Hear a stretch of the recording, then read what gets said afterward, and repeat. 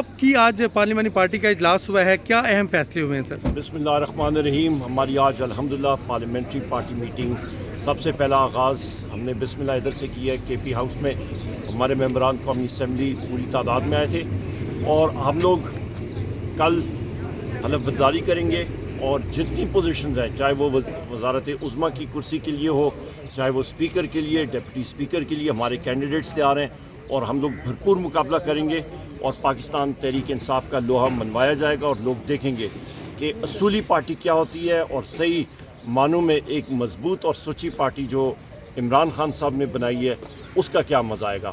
اور انشاءاللہ تعالی ہمارا جو مقصد ہے وہ ہے اپنے محبوب قائد جناب عمران خان صاحب کی بازیابی اور بشرا بی بی کی بازیابی، شاہ محمود قریشی صاحب کی، پرویز الہی صاحب کی، اور ہمارے جتنے اس وقت خواتین بند ہیں اور ہمارے مرد حضرات لیڈران اور ورکرز ہمارے پابند سلاسل ہیں، ان کی بازیابی وہ ہماری پہلی پرائیورٹی ہے. بہت شکریہ سر. یہ بتا دیجئے، ایک ظاہر ہے ایک تگڑی اپوزیشن بننے جا رہی ہے، کتنا ٹف ٹائم دیں گے گورنمنٹ کو؟